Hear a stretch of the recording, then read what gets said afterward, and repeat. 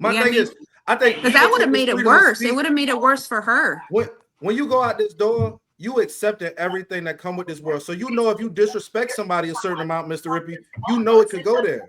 You just don't know what that line is. But you don't know what that line is. Man, they call me a nigga. I'm gonna take off on you before you even get a chance to talk about water, all that. I'm gonna take off on you. But they sexually harassed her for 10 minutes. She should have punched him. I'm using y'all logic. Punch them. When white people call me nigga, I don't call them slurs back. I punch them in their shit. Because that's not in my heart. That's not how I feel about white people. I'm not gonna disrespect the white people that I love, my people, that's my brothers, because some other person says something racist to me. I'm not gonna stoop to her level. I'm not gonna stoop to a dude level. I'm gonna whoop his ass. So, but did they sexually harass her or not? Yeah, they both wrong. That's exactly where I'm at. I'm like, so then she should have. They can both be wrong. They can both be wrong, but they not niggas. Why she calling them niggas? Oh Lord. Okay, we're gonna switch gears. We're gonna switch gears here because, yeah. Nevertheless, we're gonna talk about some rap beef. You know, Mr. Rippy brought up the music industry. This is the perfect segue into this. Diddy versus 50 Cent. Was this revenge? So everybody's been watching the new Netflix documentary produced by 50 Cent, released on Netflix, and everyone has been trolling. We're going to do some reactions. We're not really going to play clips from the docuseries because it is copyrighted. And we talked about it Friday night. So if you're going to go back and watch the show. But this is why people are saying he did it. It was revenge. Let's go back to what happened with 50 Cent and Diddy and where the beef started. 50 came up here and he was giving you flack for the asking Fab to party. So he'll ask you to play the clip, man. Yeah, play the clip. Go ahead. Why won't you party with me for your birthday? We partied for my birthday before. You came to my party. No, but me and you ain't never really party. You know what I'm saying? I asked 50 about that. And he said you did the same thing to him. You asked him to take him shopping. Yeah, I thought he needed some clothes. What? I'm a nice guy. Yo, why are you and Fif just? Hey yo, why y'all not? Hey yo, I don't have no beef with. I don't know why. With Fif, he loves me. He loves me. Y'all can't see it. I mean, y'all can't see it. Y'all can't see that he loves me. But see, you really hold on. You really think that's hate? When you really break it down, you've been out here a long time. You know he loves me. I don't think he like it. You know he loves me. I don't think he like it. Okay. But why not? Y'all both. I say things that are borderline like, oh my God, you're in trouble. You got close when he offered to take you shopping. Yeah, you see, Amika's in the same shirt. He's out there in the same shirt. This is not Photoshop. Shit. This is really hot. Obviously was not offended by what I was offended by. This is what I'm saying, bro. When he said the shopping line, in real life, what did you say? He was like, yo, you hot now. Now we gotta hang out. You take you shopping and I get you some flash. And I was looking and I was like, let me just move away from him because I'm gonna mess up the wedding. It was someone's wedding? It was Chris Lighty's wedding. Nori's there. Nori knows this. And I looked at him like, yo. You heard what he just said, right? Certain things they let it go by because it's puff. It's like he wasn't like in the closet, he was like in the hallway. No, it was in the hallway. We saw the video. We saw that video. It comes out later, you're like, that's not the closet, that's the hallway. He didn't come. Yeah, here's your money. 85, as a lover of music, what do you think of this documentary? Was this revenge? What's your thoughts? Fifth been saying he was gonna drop something on that situation, number one. And I mean, hey, he's a marketing genius. I don't know, you know, the drama that's going on between them, but it's been going on for years. And 50 ain't one to play with. And all he really did, to be honest, everything that we saw on that documentary, we saw before on YouTube. There's a few YouTube clips. He put that, you know, there's the interviews and the other things that he added, but most of that shit is YouTube clips. And I think that's a fucking genius move. And he sold that shit to Netflix. So, I mean, kudos to that shit, man. The man got convicted for the crimes. Not everything got, you know, he should just be happy about that. But I still think he's a disgusting son of a bitch. And he deserves everything. He's very charming, though. I will tell you that. The next clip talks about him going after people's women's. Then I'm going to let Mr. Rippy and Ken get in on that because they say he goes after his enemies' women. World of men, if you want to get back at somebody in a non-violent way, just hit up their ex. just get up with their ex, because that's exactly what Diddy did. He hit up Eric Sermon's ex and then had a baby with her. Back in Uptown Records, when Diddy was just a little intern and Al B. Sure was a big deal and dating Kim, he had to show Al B. Sure, like, yes, I could take your girl. And that's exactly what he did when he got some money and he got some fame. And I'm now learning that Sarah Chapman was dating Tupac back in the day, and now she's one of Diddy's baby mamas. And then let's not forget how he met Cassie through Ryan Leslie, who was a hotshot producer back in the day. And then he swooped Cassie. And then he picked up 50's baby mom after 50 stopped dealing with her. This was not in the documentary, and I'm surprised. I don't know why, but this was very interesting. It smells delicious. Yeah, isn't that interesting, Mr. Rippey? They glanced over that. And I will tell you, surprise note, Jane Doe was Daphne Joy. She took the stand. I didn't get to see her take the stand, but I saw the tail end of the assistant when I went to New York. Mr. Rippey, what's your thoughts on the revenge piece of all of this? I think this is 50 being 50. I don't think he cared too much about the whole shopping thing, but when it comes down to Diddy, he's a savage. I mean, first I'm on 50's side, 100%. I love 50. I love everything that this guy do. He's a marketing genius, just like 85 said. But when I was watching the first episode, because they went over what you're talking about in the first episode, I was actually applauding Diddy. I mean, like, this guy's he's a go-getter. He's all about, he wants to be number one. He wants to just get as accomplished as possible. I'm not for him taking everybody's women, but I was like, as much of a go-getter as this person is, and he's a genius too when it comes down to music, what he did, and he's just obsessed with power.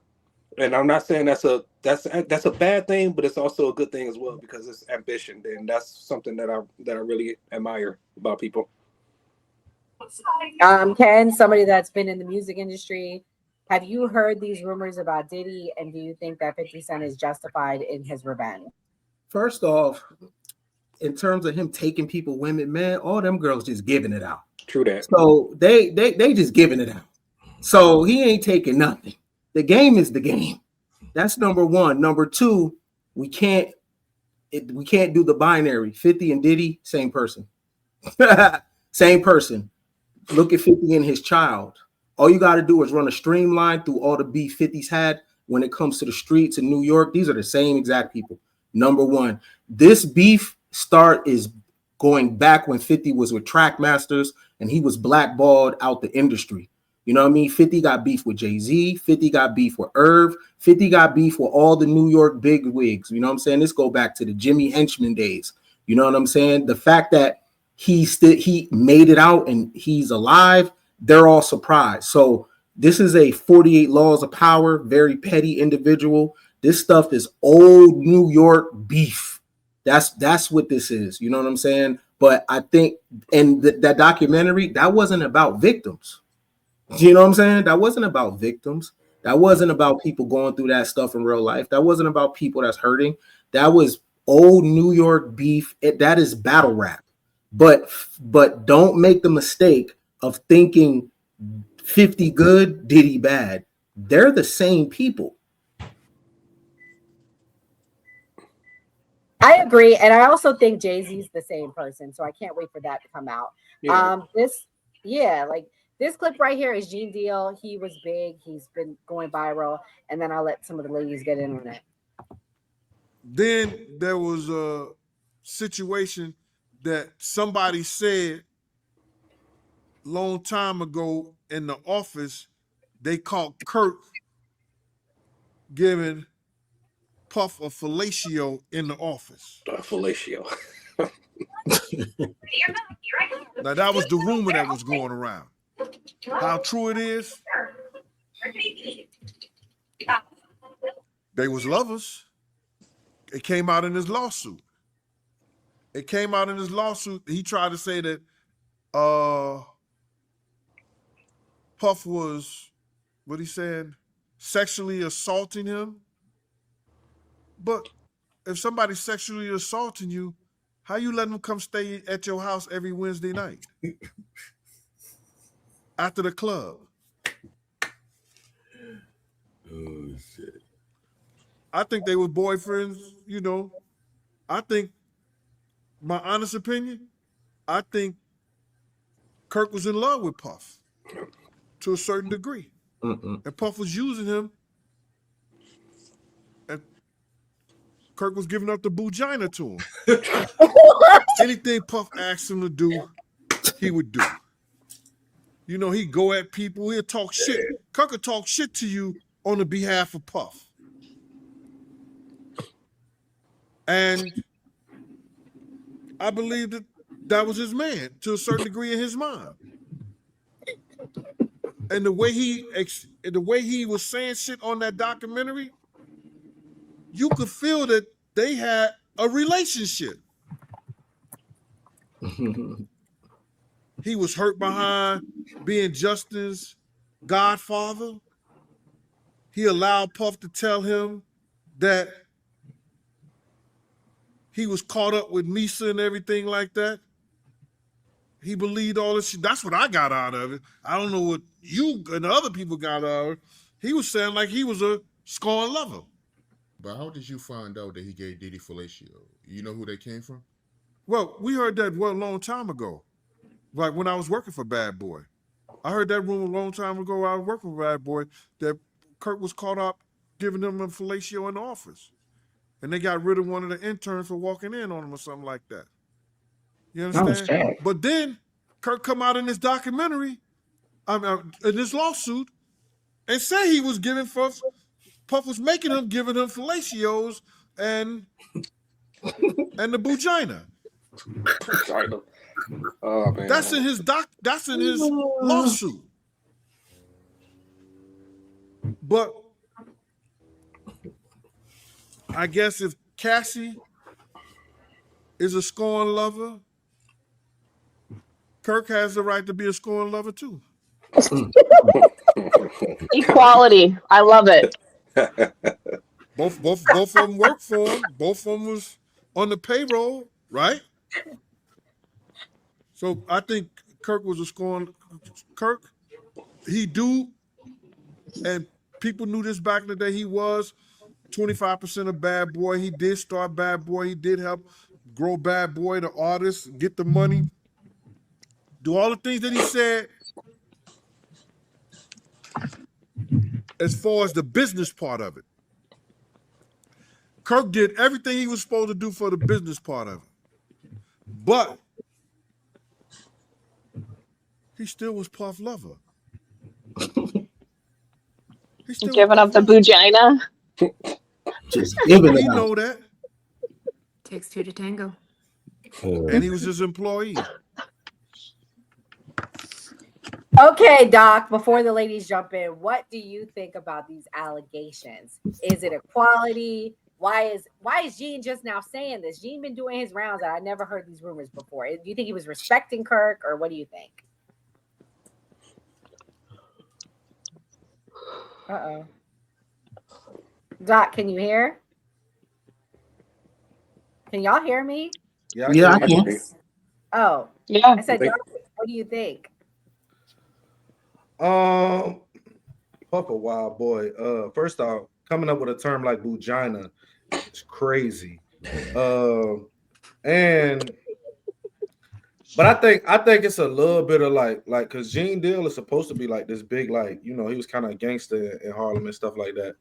So I think that showed the influence Puff had for real, because he didn't start talking like this until Puff had legal issues and went to jail. He wasn't talking about Diddy when Diddy was free. He wasn't this disrespectful, this brash, and this stuff from the early 2000s and the 90s, 20 years ago. You know what I mean? And they split their business and their working relationship up. Him and Gene Deal, maybe 10, 15 years ago, he stopped being his security. I want to say back in like 2012, 2013. So you had, you know, over a decade to speak on this type of stuff. And it's kind of like, you know, you was afraid until he's like, you know, locked up, and now your chest out. So it's a little bit of lack of respect for him saying it now, kind of. Oh man, Skeptic, what do you think? You clutching your pearls after what you heard? Do you believe it, or do you think it's like lies and sensationalized? Well, first, let me say, I hope that nobody ever hates me the way that 50 hates Diddy because this man bought the whole front row to one of his concerts just so he would feel like I'm just Oh, no cap. the pettiness goes beyond. I've just never seen anything like it. And then the fact that I watched the documentary. The way he sets it up, he lets you assume that you're making your own conclusion, but he's feeding you the bait. Like he's walking you through how he wants you to think. He wants you to go this way with the conclusion, and he's kind of feeding you all the clues, and I think it's genius. I just I don't think this was over shopping. I'm sorry. It's hard for me to think that the whole beef is only because he invited him to go shopping. Like there's more to this story. I don't know if it's the baby mama. I don't know what happened. If maybe it's the attitude that P. Diddy took, like he just thought he was like all that, or I don't know, like what Ken was saying about other beef that was going on in New York. There's got to be more to this story that we don't know. There's more backup story that I don't know because I'm like, there's no way. What everyone keeps alluding to that it was because P. Diddy kind of came on to him or whatever, or whatever he tried to invite him out. I don't feel like that's enough of a reason for me to have this much energy into like coming out here and making fun of someone like to the point to where you're buying tickets and like you're like it's crazy to me. It's wild the amount of energy he's put into this. Oof. Skeptic, what's your thoughts? Do you agree? I mean, not skeptic. Velma, what's your thoughts? Do you agree? Do you think this is revenge, or do you think that this was just diabolical what 50 did? Honestly, it was more of the insight to see how Diddy was responding to everything and how everything was going to go down. And not only that, but the way he was trying to cover things up. And here's the thing. Everybody's emotional. Women are emotional, men are emotional. And to be honest with you, I honestly think it had to be that because of the fact that once a man loves a woman and you're with your friend, like that's just a no. You don't do that. And it's more of a disrespect. And since he did it right in his face, then I'd be like, okay, I'd understand. As far as like people are talking right now, well, obviously, because he's also been, I mean, Diddy's also been alleged, hypotheticals here. Um, Apparently the baby mama went bye-bye. So don't know, but you know, and maybe that's why people are just like, wanting to talk now. I don't think it was revenge. It probably was more of an insight to him, to like his story. Even though yes, it's been out there, but like zoning in on just his mindset, like him. I'm like on episode 2, and to be honest with you, like that the time where he was like in a gymnasium and like there was like so many people and all that stuff, like to be honest with you, I see way past like just those people dying in me. This is just me. I see it more in a spiritual sense because of Yeah. the fact that I know that there's more out there and like people in that industry do things. You know what I'm saying? But these are hypotheticals. I'm crazy. I don't know what I'm talking about. No, he sacrificed those people. That was the first thing that went Oh, through my mind. He I agree with sacrificed that. those Mm-hmm. people. I right. agree with that. Yep. Yep. Fame right after they died, and then when he slapped his mom, I was like, "Holy!"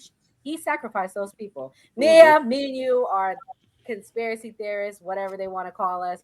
What do you think about all these people that have gone unalived? Is 50 next? He sent him a bouquet of flowers in Miami last week. Do you think 50's next? I've been I waiting on mean, this. I mean, all every time somebody has met their untimely end and it is connected to P. Diddy, his persona, his power, his prestige has only heightened, starting in that community college where those 9 individuals died. And then ever since then, every single domino that has fallen, he just seems to get more powerful. I don't know. Maybe it's sacrifices, maybe it's not. I'm You not got a worried new about job, Mia. 50. You got a new job, Mia. All right. I know you're right there. You're right. So, I mean, I'm not really worried about 50 at all, to be honest. I mean, 50 can hold his own, and he's a pretty protected person now. He's kind of 50 could definitely hold his own. I don't think 50 should be worried at all. I mean, if anything, more people respect 50 just for the way he is, compared to P. Diddy. I mean, the documentary definitely cemented a lot of things for me. And, you know, as Skeptic said, uh, they fed you exactly what you needed to see and to hear for you to draw basically the same conclusion at the end. So I was very, very impressed with the documentary. And you know that juror, you know, 160, man, she's a fangirl. I'd be seeing her on, I'd be seeing her pictures with him from 20 years ago, 25 years ago. They So said that's not the same person. They said it's a different woman.